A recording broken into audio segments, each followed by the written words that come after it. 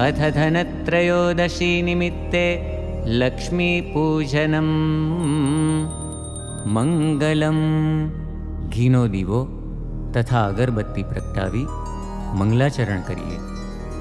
वंदे श्री पुरुषोत्तमं च परमं धामाक्षरं ज्ञानदं। वंदे प्रागजिभक्तमेव मनघं ब्रह्मस्वरूपं मुदा। वंदे यज्ञपुरुषदासचरणं श्रीयोगिराजं तथा। वंदे श्रीप्रमुखं महन्तगुणिनं मोक्षाय भक्त्या सदा। शांतिपाठः। हवे हाथ जोड़ी सदा सर्वत्र सर्व प्रकारे शांति थाय ते माटे वैदिक प्रार्थना में जोड़ाइए। हरिः ओम। द्यौः शान्तिरन्तरिक्षगुं शान्तिः पृथिवी शान्तिरापः शान्तिरोषधयः शान्तिः वनस्पतयः शान्तिर्विश्वे देवाः शान्तिर्ब्रह्म शान्तिः सर्वगुं शान्तिः शान्तिरेव शान्तिः सामा शान्तिरेधि। जतो यतः समीहसे ततो नो अभयं कुरु।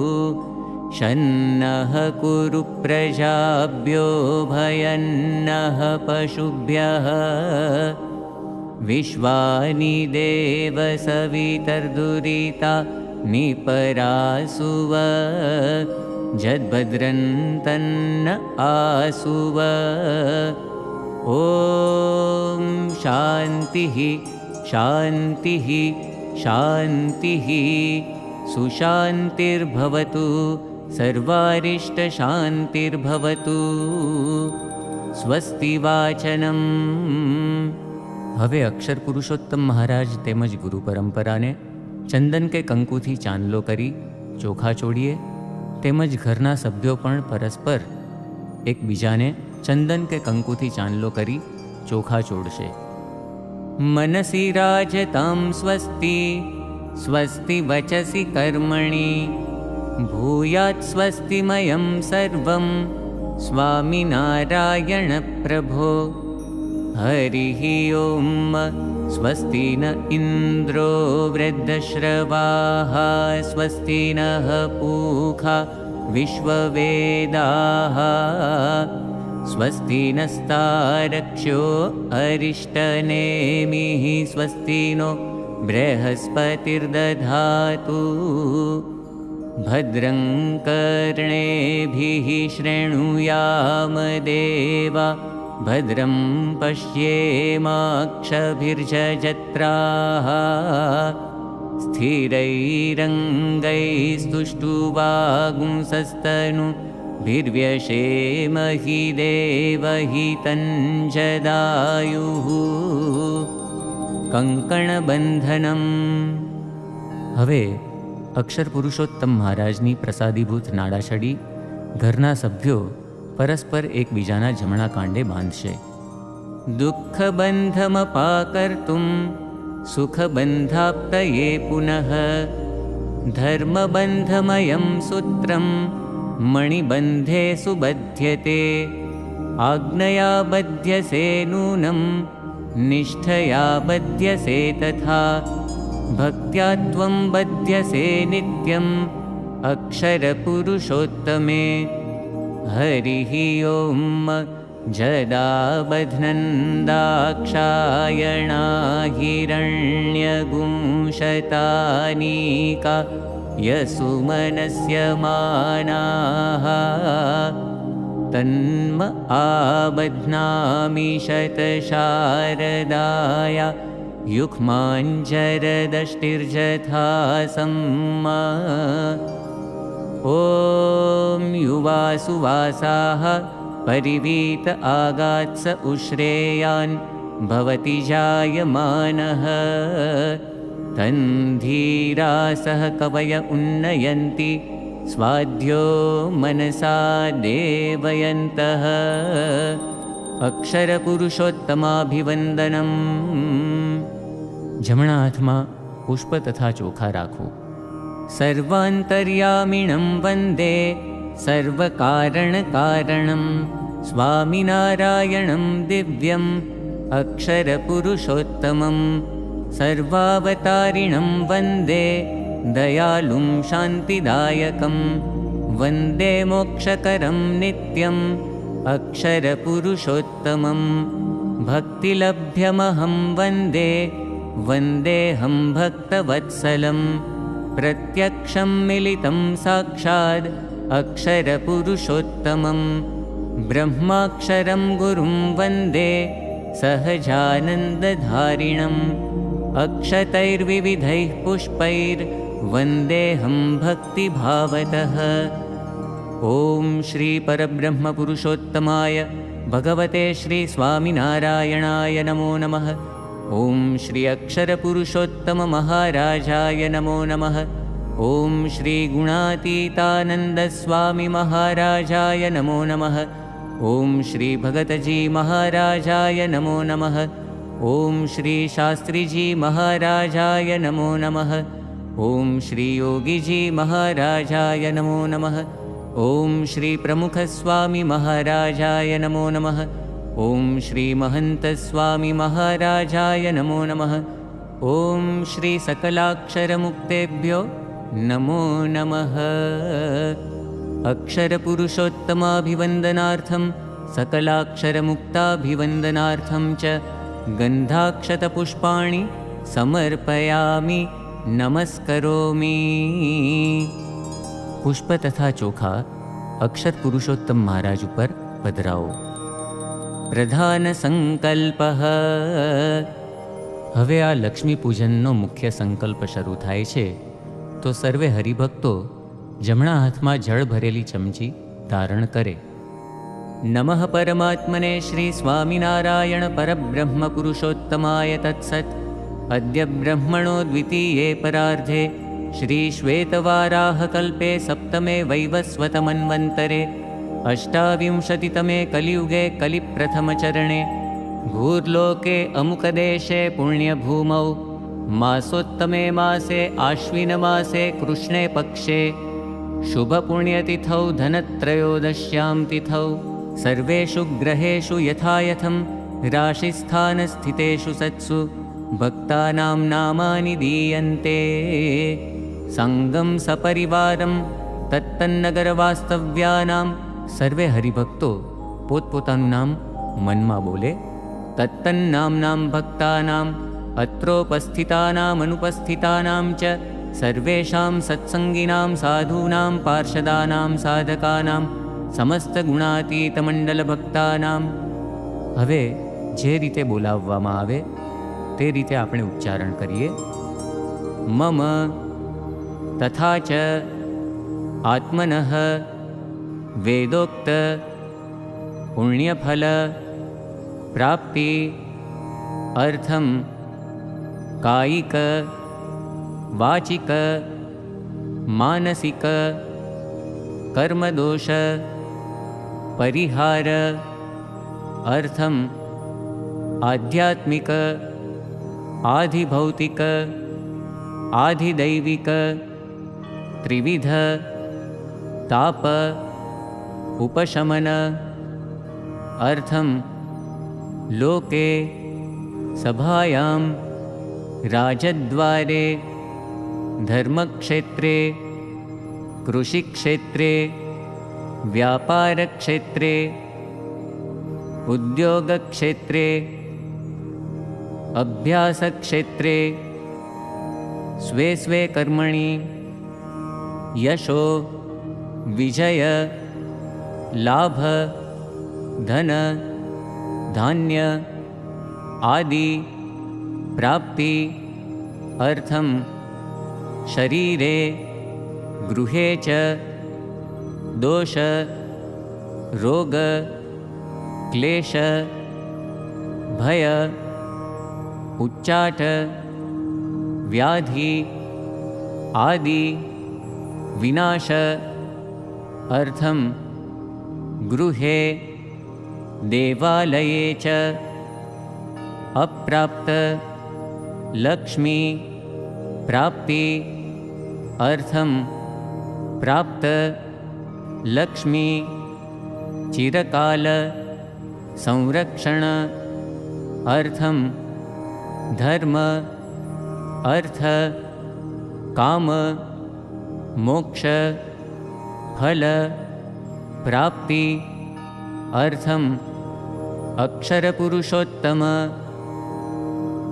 सिद्धांत साक्षात्कार अर्थं अक्षररूपता प्राप्तिपूर्वक पुरुषोत्तम सहजानंद भक्ति अर्थं दासभाव दिव्यदृष्टि सुहृद्भाव आदि प्राप्ति अर्थं परब्रह्म श्री स्वामिनारायण गुरुहरि श्री प्रमुख स्वामी महाराज प्रकट गुरुहरि श्री महंत स्वामी महाराज प्रसन्नता प्राप्ति अर्थं सर्व अभिलाष सिद्धि अर्थं यथा ज्ञानेन यथा मिलितोपचारद्रव्यैः धनत्रयोदशी निमित्ते अक्षरपुरुषोत्तम महाराज सहित लक्ष्मीपूजनाख्यं कर्म अहं करिष्ये। जळ नीचे पधरावो। आवाहनं स्थापनं च हवे धामधामी मुक्तो अवतारो देवो वगैरेનું આપણે આવાહન કરીશું। સમૂહમાં આવાહન મંત્રોનું ગાન કરીએ। उत्तिष्ठ सहजानंद श्रीहरे पुरुषोत्तम गुणातीताक्षर ब्रह्मन् उत्तिष्ठ कृपया गुरो आगम्यतां हि पूजार्थम् आगम्यतां मदात्मतः सान्निध्याद्दर्शनाद्दिव्यात् सौभाग्यं वर्धते मम। हवे डाबा हाथमां चोखा राखी प्रत्येक नामना अंते जमणा हाथे चोखाना 2 दाणा ठाकुरजी उपर पधरावजो अने साथे आवाहयामी स्थापयामी उच्चारण करजो। मध्ये अवतारिणं परब्रह्म श्री स्वामिनारायणं आवाहयामी स्थापयामी। वामबाहो अक्षरब्रह्म श्री गुणातीतानंद स्वामी महाराजम् आवाहयामी स्थापयामी। पूर्वे ब्रह्मस्वरूप श्री भगतजी महाराजम् आवाहयामी स्थापयामी। दक्षिणे ब्रह्मस्वरूप श्री शास्त्रीजी महाराजम् आवाहयामी स्थापयामी। पश्चिमे ब्रह्मस्वरूप श्री योगीजी महाराजम् आवाहयामी स्थापयामी। उत्तरे ब्रह्मस्वरूप श्री प्रमुख स्वामी महाराजम् आवाहयामी स्थापयामी। अग्नौ प्रकट ब्रह्मस्वरूप श्री महंत स्वामी महाराजम् आवाहयामी स्थापयामी। सकलान् परमहंसान् गुणातीतमण्डलभक्तांश्च आवाहयामी स्थापयामी। सकलान् अवतारान् देवांश्च आवाहयामी स्थापयामी। आवाहिताः सर्वे सुप्रतिष्ठिताः भवन्तु। अक्षरपुरुषोत्तम महाराजश्च वरदो भवतु। श्रीलक्ष्मी आवाहन स्थापनं च। हवे सिक्कामां लक्ष्मीजीનું आवाहन અને સ્થાપન કરીએ તે માટે જમણા હાથમાં પુષ્પ અને ચોખા ધારણ કરીએ। हरिः ओम श्रीश्च ते लक्ष्मीश्च पत्न्यावहोरात्रे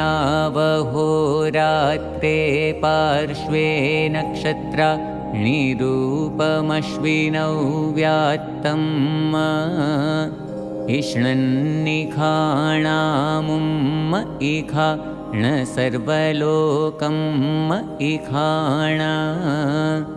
ॐ महालक्ष्म्यै च विद्महे विष्णुपत्न्यै च धीमहि तन्नो लक्ष्मीः प्रचोदयात्। ॐ श्रीमत्यै महालक्ष्म्यै नमः।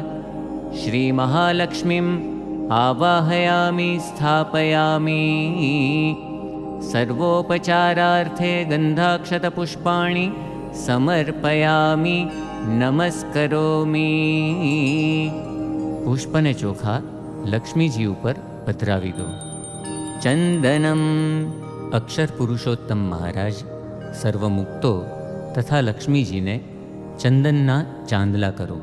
केसरमिश्रितं शीतम् अर्चनानन्ददं मृदु चन्दनमर्प्यते भक्त्या ब्रह्मणे परब्रह्मणे। ॐ श्री स्वामिनारायणाय नमः। अक्षरपुरुषोत्तमाय नमः। चन्दनं समर्पयामि। हे नाथ भक्तजनवत्सल दीनबन्धो निष्कामवल्लभबृहद्व्रतदृक्दयालो एकान्तिकाख्यवृषजीवयितः पृथिव्यां त्वामक्षराधिपमहं शरणं प्रपद्ये। आनन्दकन्दविमलामृतधामवास नैकाण्डसर्जनलयादिनिदानदृष्टे अप्राकृताद्भुतगुणादिमहापयोधे त्वामक्षराधिपमहं शरणं प्रपद्ये।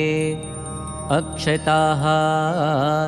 अक्षर पुरुषोत्तम महाराज तथा लक्ष्मी जी ऊपर चोखा पधराओ। अखंडिताक्षताः शुभ्रा अखंड भक्तये हृदि भक्त्या समर्पिताः शुद्धा ब्रह्मणे परब्रह्मणे। ॐ श्री स्वामिनारायणाय नमः। अक्षरपुरुषोत्तमाय नमः। अक्षतान् समर्पयामि। पुष्पम्। अक्षर पुरुषोत्तम महाराज तथा लक्ष्मी जी ऊपर पुष्पो पधराओ। पाटलमुद्गरादीनि कर्णिकारं च मल्लिकाः अर्प्यन्ते रम्यपुष्पाणि ब्रह्मणे परब्रह्मणे। ॐ श्री स्वामिनारायणाय नमः। अक्षरपुरुषोत्तमाय नमः। पुष्पाणि समर्पयामि। सौभाग्यद्रव्यम्। अक्षर पुरुषोत्तम महाराज तथा लक्ष्मी जी ने हळदर अबीर गुलाल तथा कंकुवाळुं पुष्प अर्पण करो। गुलालं कुंकुमं रक्तं हरिद्रापीतवर्णिका अर्प्यते धवलाबीरं ब्रह्मणे परब्रह्मणे। ॐ श्री स्वामिनारायणाय नमः। अक्षरपुरुषोत्तमाय नमः। सौभाग्यद्रव्यं समर्पयामि। नैवेद्यम। चंदन अने पुष्पथी थाळનું પૂજન કરી જળ છાંટી તુલસી પત્ર થાળમાં પધરાવી અક્ષર પુરુષોત્તમ મહારાજ તથા લક્ષ્મીજીને અર્પણ કરો। સુપાચ્યમ સરસં પથ્યમ સુસ્વાદુ વિવિધમ તથા નૈવેદ્યમર્પ્યતે ભક્ત્યા બ્રહ્મણે પરબ્રહ્મણે। ઓમ શ્રી સ્વામિનારાયણાય નમઃ। अक्षरपुरुषोत्तमाय नमः। नैवेद्यं निवेदयामि। पूर्वापोषणम्। ओम अमृतोपस्तरणमसि स्वाहा। शुद्ध जळनी एक आचमनी तरभाणामां आचमन रूपे पधरावो। त्यारबाद ग्रास मुद्राथी अक्षर पुरुषोत्तम महाराजने जमाडो। ओम प्राणाय स्वाहा। अपानाय स्वाहा। व्यानाय स्वाहा। उदानाय स्वाहा। समानाय स्वाहा। ओम ब्रह्मणे परब्रह्मणे च स्वाहा। ओम श्री स्वामिनारायणाय नमः। अक्षरपुरुषोत्तमाय नमः।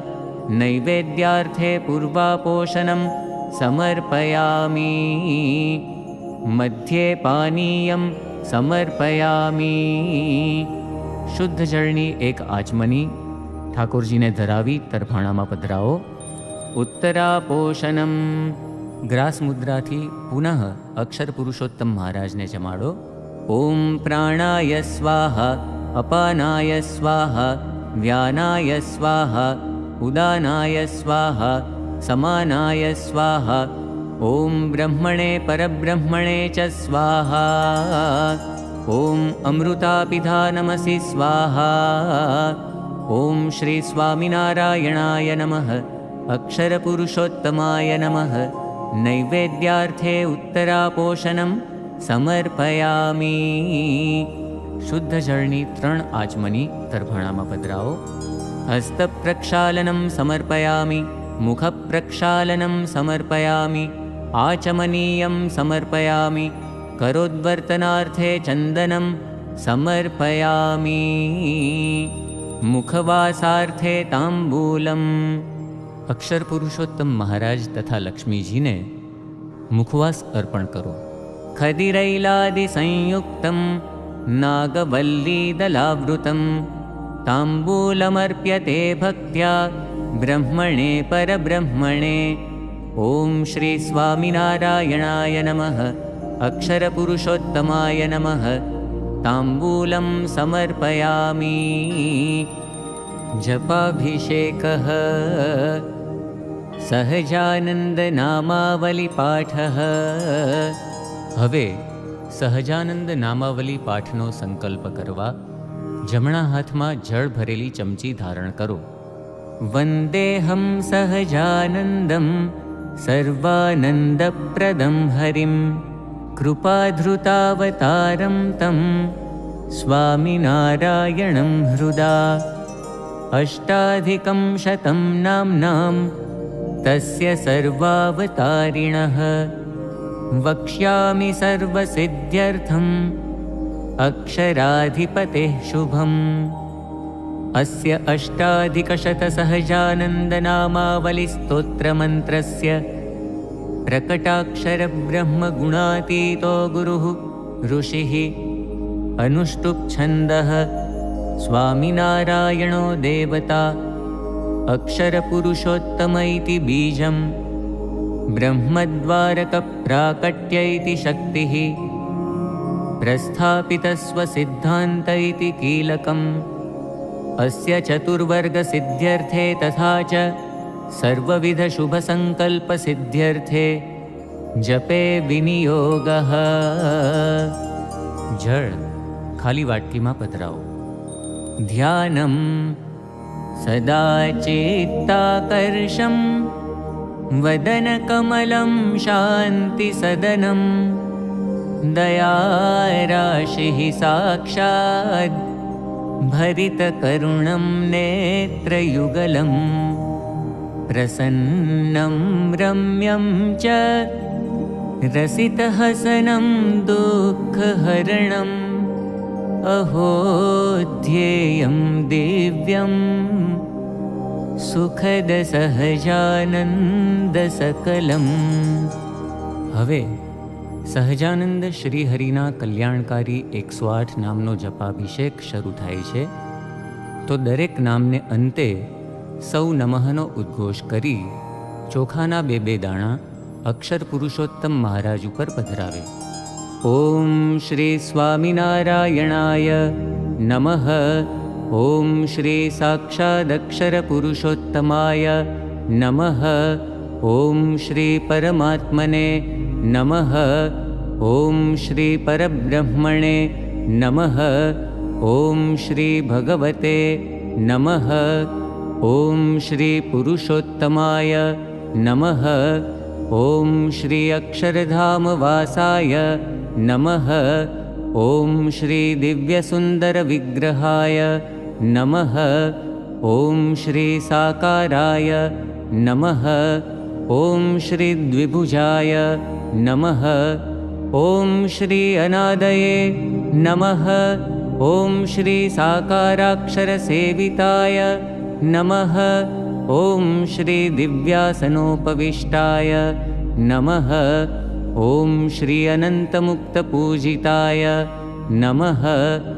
ओम श्री सर्वकरणशक्ताय नमः। ओम श्री समर्थाय नमः। ओम श्री भक्तिनंदनाय नमः।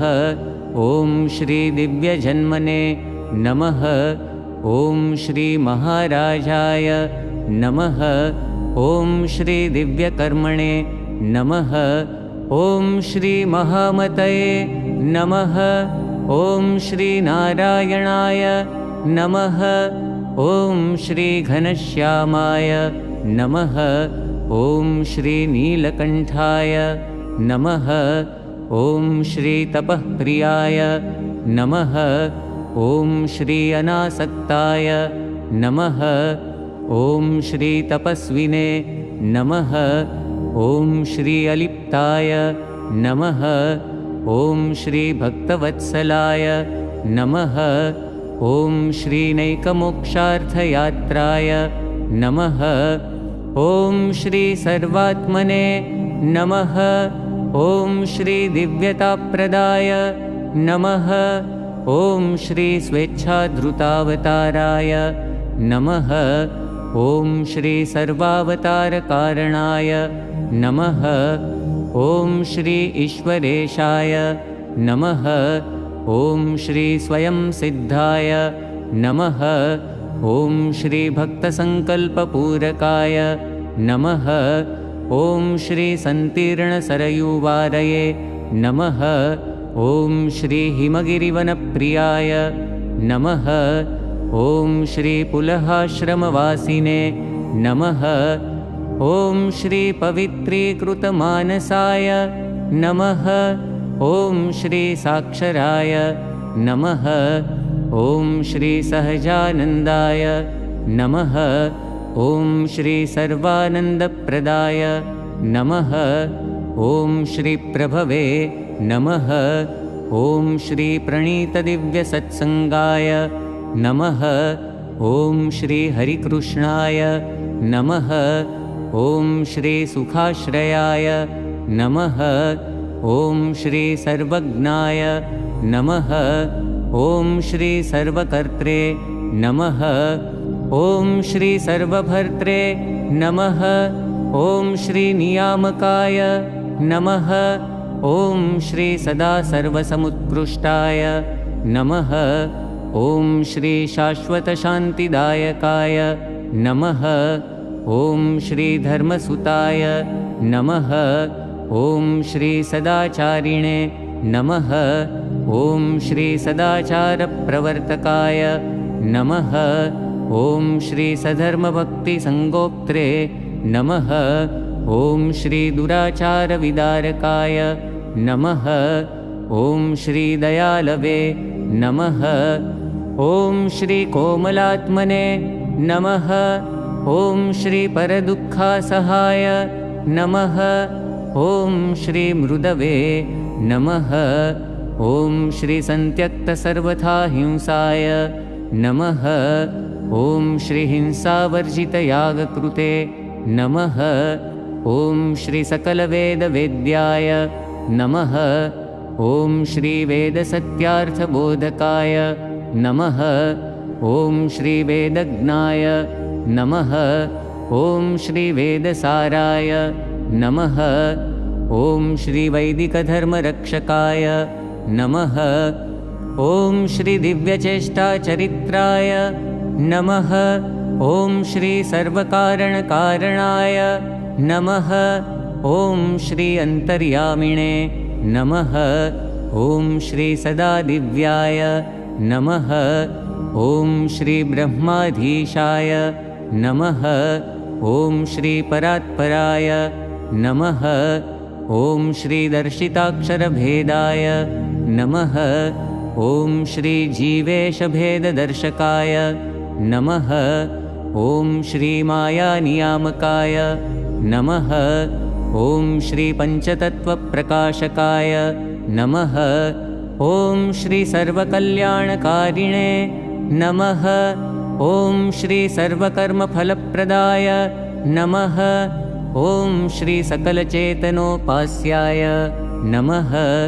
ॐ श्री शुद्धोपासनबोधकाय नमः। ॐ श्री अक्षराधिपतये नमः। ॐ श्री शुद्धाय नमः।